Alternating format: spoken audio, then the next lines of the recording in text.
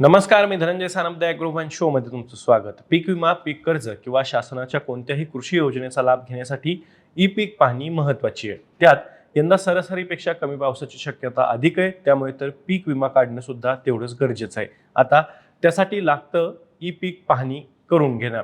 पण राज्य सरकारनं पीक नोंदणीच्या संपूर्ण प्रक्रियेत मोठा बदल केला आहे. यापुढे शेतकरी स्वतः मोबाईलवरून पीक नोंदणी करणार नाहीयेत. त्याऐवजी शासन नियुक्त कर्मचारी शेतात येऊन प्रत्यक्ष ई पीक पाहणी करणार आहेत आणि त्यानंतरच तुमच्या 7/12वरती पीक नोंद प्रतिबिंबित होणार आहे. नेमका हा बदल काय आहे? DCSMH ॲप म्हणजे नेमकं काय आहे? शेतकऱ्यांसाठी आता पीक पाहणीत काय बदलणार आहे आणि या बदलाचा पीक विमा, पीक कर्ज आणि सरकारी योजनांवरती काय परिणाम होणार आहे? सगळं काही जाणून घेणार आहोत आजच्या द ॲग्रो वन शो मध्ये, त्यामुळे तुम्ही व्हिडिओ शेवटपर्यंत नक्की बघा. तर राज्य सरकारनं 15 जुलै रोजी या संदर्भातील शासन निर्णय जारी केलाय. या निर्णयानुसार खरीप हंगाम 2026 पासून संपूर्ण महाराष्ट्रात केंद्र सरकारच्या डिजिटल क्रॉप सर्व्हे अर्थात DCSMH मोबाईल ॲपद्वारे पीक पाहणी केली जाणार आहे. आतापर्यंत राज्यात ई पीक पाहणी ही प्रणाली सुरू होती. या प्रणालीमध्ये शेतकरी स्वतः आपल्या मोबाईलवरून पीक नोंदणी करत होते.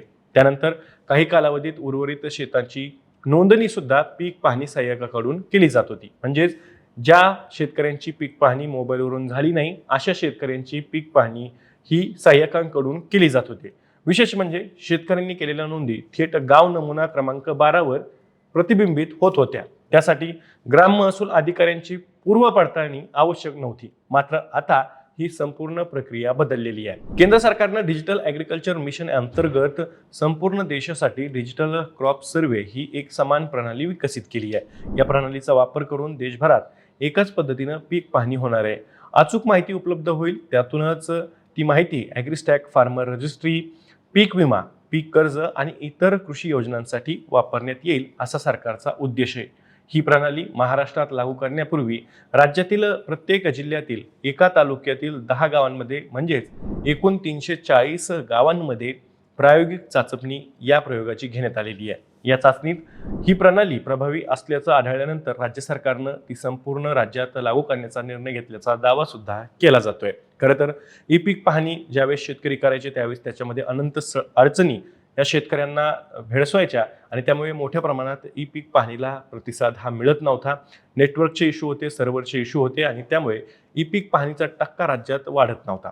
आता तुमच्यापैकी अनेकांच्या मनात हा प्रश्न आलाही असेल की शेतकऱ्यांसाठी या पीक नोंदणीमध्ये नेमकं काय बदलणार आहे. सर्वात मोठा बदल म्हणजे यापुढे शेतकरी स्वतः पीक नोंदणी करणार नाहीयेत.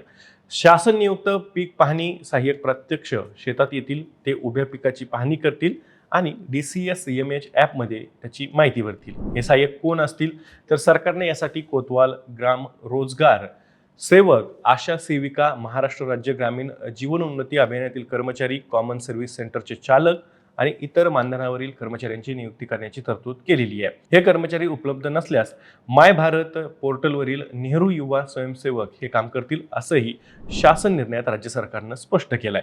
आता प्रत्येक 1000 ते 1500 खातेदारांसाठी किमान एक पीक पाहणी सहाय्यकाची नियुक्ती केली जाणार आहे. पण ही पाहणी फक्त पिकांचं नाव लिहिण्यापुरती मर्यादित असतानाही शेतात नेमकं कोणतं पीक आहे, किती क्षेत्रात ते पीक आहे, सिंचनाचा स्रोत कोणता आहे, शेतात कोणत्या सुविधा आहेत, बांधावर झाडं किती आहेत, कायम पडीत जमीन किती आहे, अशी सविस्तर माहिती या ॲपमध्ये सुद्धा नोंदवली जाणार आहे, जी यापूर्वी सुद्धा शेतकरी ई पीक पाहणीच्या माध्यमातून स्वतः नोंदवत होते. त्याशिवाय शेताच्या बांधापासून 20 मीटरच्या आत उभं राहून उभ्या पिकांचे जिओ टॅगिंग केलेले किमान 2 फोटो अपलोड करणं बंधनकारक करण्यात आलेलं आहे. यापूर्वी सुद्धा ही अट होती. या छायाचित्रांमध्ये अक्षांश आणि रेखांश म्हणजेच लोकेशनची माहिती नोंदवली जाईल. इतकंच नाही तर पीक पाहणी सहाय्यकाला स्वयंघोषित पत्र म्हणजे स्वयंघोषणापत्र देऊन नोंदवलेली माहिती खरी असल्याची जबाबदारी सुद्धा स्वीकारावी लागणार आहे. हे तर झालं, पण आता या प्रक्रियेतील आणखी एक महत्त्वाचा बदल तो म्हणजे 100% पडताळणीचा. आतापर्यंत अनेकदा नोंदी थेट 7/12वरती जात होत्या, मात्र आता पीक पाहणी सहाय्यकानं केलेली प्रत्येक नोंद संबंधित ग्राम महसूल अधिकारी तपासणार आहे. पडताळणीनंतरच ती माहिती गाव नमुना क्रमांक 12 वरती प्रतिबिंबित होईल. जर नोंद चुकीची आढळली किंवा प्रत्यक्ष परिस्थितीशी विसंगत आढळली तर ती नोंद रद्द केली जाईल आणि त्या शेताची पुन्हा पीक पाहणी करून नवी नोंद करावी लागेल. म्हणजेच काय, तर यापुढे सातबाऱ्यावरती जाणारी पीक नोंद अधिकृत पडताळणीनंतरच अंतिम होणार आहे. आता प्रश्न असाही आहे की पडताळणीनंतरही जर समजा चूक झालीच तर काय? तर सरकारने यासाठीही तरतूद केली आहे. जर शेतकऱ्याला वाटलं की त्याच्या पीक नोंदणीत चूक झाली आहे, तर चालू हंगाम संपण्यापूर्वी मंडळ अधिकाऱ्याकडे दुरुस्तीचा अर्ज शेतकऱ्यांना करता येणार आहे. मंडळ अधिकारी त्यावेळी प्रत्यक्ष शेत भेट घेतील, आवश्यक चौकशी आणि पंचनामा करतील आणि नोंद चुकीची असल्याचं आढळल्यास त्यात आवश्यक दुरुस्ती केली जाईल आणि यामुळे शेतकऱ्यांना दुरुस्तीची अधिकृत संधी उपलब्ध होणार आहे, असं सुद्धा राज्य सरकारनं या शासन निर्णयात सांगितलं आहे.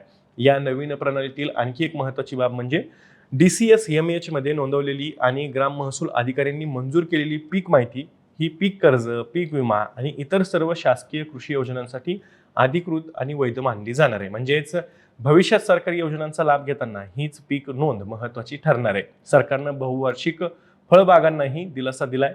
काजू, आंबा, पेरू, चिकू त्यासोबतच यासारख्या फळबागांची एकदा नोंदणी झाल्यानंतर पुढील 3 वर्ष नोंदणी करण्याची गरज राहणार नाही. मात्र या काळात फळबागेच्या क्षेत्रात किंवा स्थितीत बदल झाल्यास त्याची माहिती शासनाला देणं आवश्यक आहे. त्याशिवाय या प्रणालीमध्ये संकलित होणारी पीक माहिती 3 वर्ष ऑनलाईन उपलब्ध राहणार असून त्यानंतर 5 वर्ष डिजिटल स्वरूपात संग्रहित केली जाणार आहे. ही माहिती विविध शासकीय विभागांना कृषी योजनांच्या अंमलबजावणीसाठी उपलब्ध करून दिली जाणार आहे.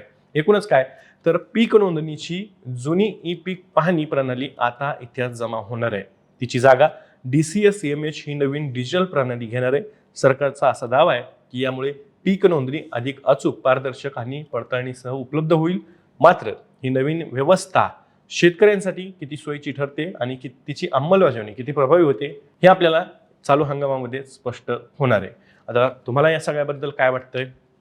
तुमची प्रतिक्रिया कमेंटमध्ये सांगा. मी या माहितीसोबत तुर्तास इथेच थांबतो. मी दररोज संध्याकाळी 6 वाजता ॲग्रोवनच्या यूट्यूब चॅनलवर शेती आणि शेतकऱ्यांच्या हिताचे मुद्दे घेऊन येत असतो. त्यामुळे तुम्ही अजूनही ॲग्रोवनच्या यूट्यूब चॅनलला सबस्क्राईब केलं नसेल तर लगेच सबस्क्राईब करा.